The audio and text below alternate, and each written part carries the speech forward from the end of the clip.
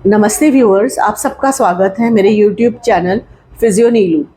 मैं डॉक्टर नीलू जैन, भारतीय जनता पार्टी बोरीवली विधानसभा सचिव। जैसे कि आप सबको पता है कि मैंने एक परिचय वीडियो दिया था जिसमें मैं 14 वीडियोस बना रही हूँ सुशासन, गरीब कल्याण और सेवा पे, जो भारतीय जनता पार्टी में पिछले 2014 से लेकर 2023 तक अपने आदरणीय प्रधानमंत्री नरेंद्र मोदी जी के लीडरशिप में, नेतृत्व में जो देश में काम हुआ है और जो देश में बदलाव आए हैं, उसके मैं छोटे वीडियोस आप सबके सामने प्रस्तुत कर रही हूँ।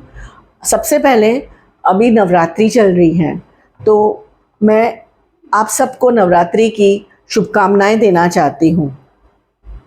या देवी सर्वभूतेषु शक्ति रूपेण समस्थिता, नमस्तस्य नमस्तस्य नमस्तस्य नमो नमः।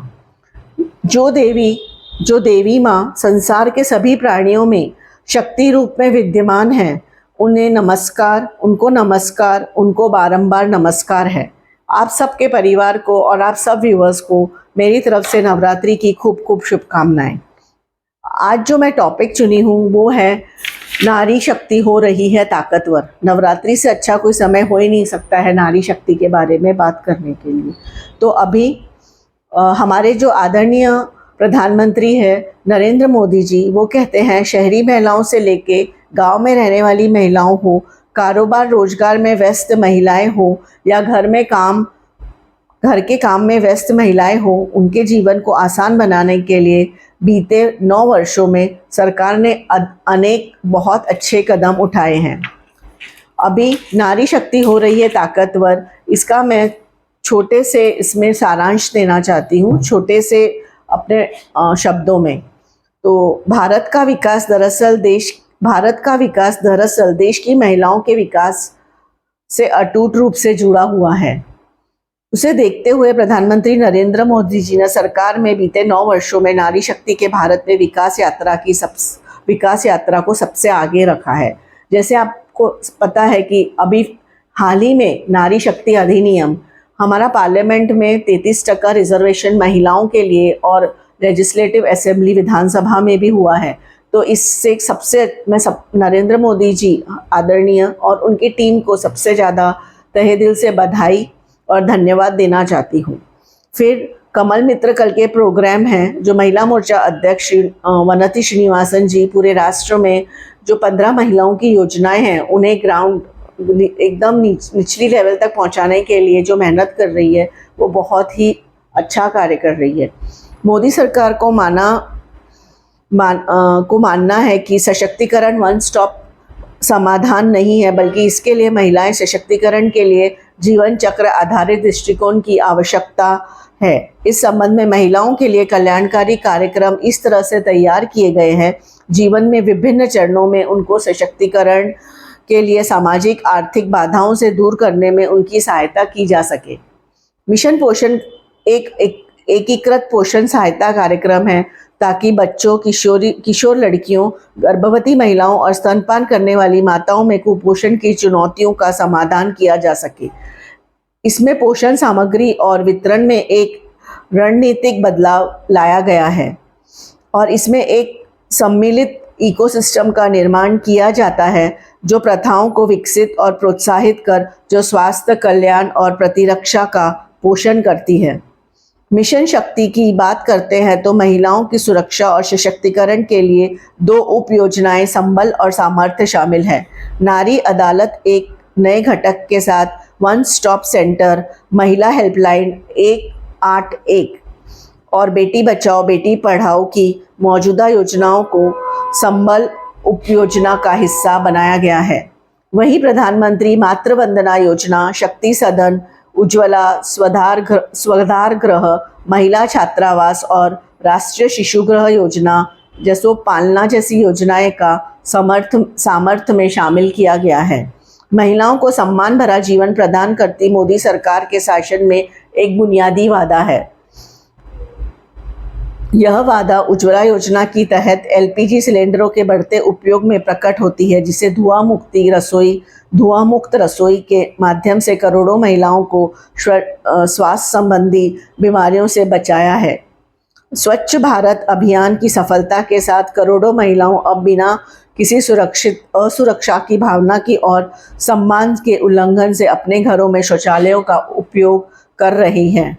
दैनिक खपत के लिए पानी लाने के लिए लंबी दूरी तय करना अतीत की बात होती जा रही है, क्योंकि देश भर में घर में जल जीवन मिशन के तहत नल के पानी का कनेक्शन मिल रहा है। महिलाएं सशक्तिकरण महिलाओं को आर्थिक सशक्तिकरण पर निर्भर है। मुद्रा योजना जैसे कार्यक्रम जिसमें महिलाओं को 70% लोन दिया गया है, न देश भर के करोड़ों महिलाओं को सूक्ष्म स्तर की उद्यमशीलता को आगे बढ़ाने और वित्तीय रूप से स्वतंत्र बनाने में सक्षम बनाया है। महिलाओं के बीच वित्तीय समावेश को बढ़ावा देने के लिए महिला सम्मान बचत पत्र केंद्रीय बजट 2023-24 के हिस्से के रूप में पेश किया गया है, जो विशेष रूप से महिला निवेशकों के लिए एक छोटी बचत योजना है। पीएम आवास योजना के तहत महिलाओं को घर का मालिक बनाया जा रहा है। इस प्रकार से घरेलू निर्णय लेने में सक्रिय भागीदार बन रही है। मोदी सरकार के 9 साल में महिलाएं लगातार ताकतवर होती गई है। उनकी सफलता को महिला पुलिस कर्मियों की संख्या में उल्लेखनीय वृद्धि, देश के लिए खिलाड़ियों द्वारा जीते गए सम्मान और विज्ञान, प्रौद्योगिकी, इंजीनियरिंग और गणित के क्षेत्र में महिलाओं की बढ़ती संख्याओं में देखा जा सकता है। सरकार ने महिलाओं को कल्याणकारी या मदद प्राप्त करने वालों के बजाय सशक्तिकरण का एजेंट में तब्दील कर दिया है। आज यह महिलाएं विकास नहीं बल्कि महिलाओं के नेतृत्व में विकास बन गया है। कुछ मुख्य बातें जो मैं आपसे शेयर करना चाहती हूँ, जैसे जो पेड मैटरनिटी लीव थी वो 12 सप्ताह से 26 सप्ताह की गई है। प्रधानमंत्री सुरक्षित मातृत्व अभियान के तहत 3 करोड़ से अधिक निःशुल्क जांच किए गए हैं। 3 करोड़ से अधिक महिलाओं को प्रधानमंत्री मातृवंदना की योजना की सहायता दी गई है। जन औषधि केंद्र में 1 रुपये से 27 करोड़ से अधिक सैनिटरी पैड उपलब्ध कराए गए हैं। 3.18 करोड़ सुकन्या समृद्धि योजना खाते खुले हैं। 9.6 करोड़ स्वच्छ ईंधन युक्त रसोई मिली है। करीब 2.5 करोड़ पीएम आवास ग्रामीण लाभार्थियों में 70% महिलाओं को फ़ायदा हुआ है। महिलाओं में 27 करोड़ से अधिक मुद्रा लोन मिला है। शस्त्र बलों में महिलाओं के लिए स्थायी कमीशन हो गया है और 2018-20 में मृत्यु के दर में काफ़ी कमी आई है। जो उपलब्धियां हैं 9 साल में जो मोदी सरकार की, वो इस प्रकार से है। महिलाएं पीएम का समर्थन क्यों कर रही है? महिलाएं सशक्तिकरण के लिए सामाजिक बदलाव, महिला सशक्तिकरण के साथ सामाजिक बदलाव भी है। लड़कियों की शादी की उम्र 18 से बढ़कर 21 वर्ष करने का प्रस्ताव शिक्षा और रोजगार में मददगार है। 3 तलाक के खिलाफ कानून में मुस्लिम महिलाओं को शोषण से सुरक्षा। पेड मैटरनिटी लीव की अवधि 12 सप्ताह से 26 सप्ताह बना दी गई है। आर्टिकल 35A के अंत में जम्मू कश्मीर में महिलाओं को वो अधिकार मिले जिन्हें पहले ऐतिहासिक रूप से नकार दिया जाता था। जो लड़कियों की शादी की उम्र 18 से 21 की है, इसमें हमारे जो उत्तर मुंबई के खासदार है गोपाल शेट्टी जी, ये पार्लियामेंट में, संसद में ये बिल इन्होंने ही रखा था और उनकी मेहनत से ये आगे बढ़ा है और पूरे देश की महिलाओं को इसका लाभ हुआ है।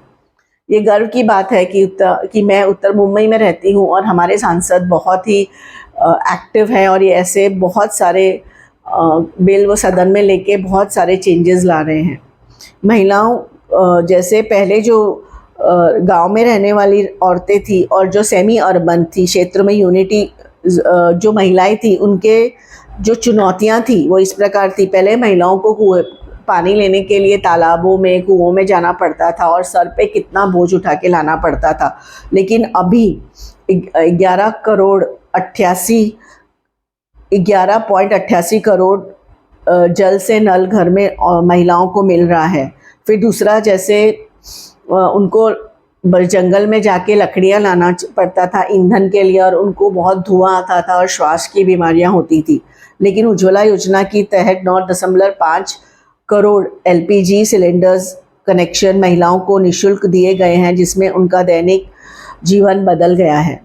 फिर महिलाओं को अपने स्वास्थ्य, सुरक्षा और गरिमा के दांव को लगाकर शौच के लिए मीन्स बाहर जाना पड़ता था। लेकिन अभी स्वच्छ भारत योजना के तहत 11.72 करोड़ शौचालयों का महिलाओं को इन चिंताओं से मुक्त कर दिया है, उनका निर्माण हुआ है। जैसे पहले केरोसिन के लैंप्स होते थे गाँव में, उससे वो महिलाएं और बच्चे पढ़ती थी, जिसमें आँखों में तकलीफ होती थी। लेकिन अभी सौभाग्य योजना के तहत 2 करोड़ से ऊपर बिजली कनेक्शन दिए गए हैं। तो इस प्रकार से सरकार ने बहुत बड़े काम महिलाओं के लिए किया है और पूरे जीवन चक्र में जो महिलाओं का है, उसके हर जन्म से लेके उनके परिवार तक कोई ना कोई योजना है जो उनको आगे बढ़ाती है।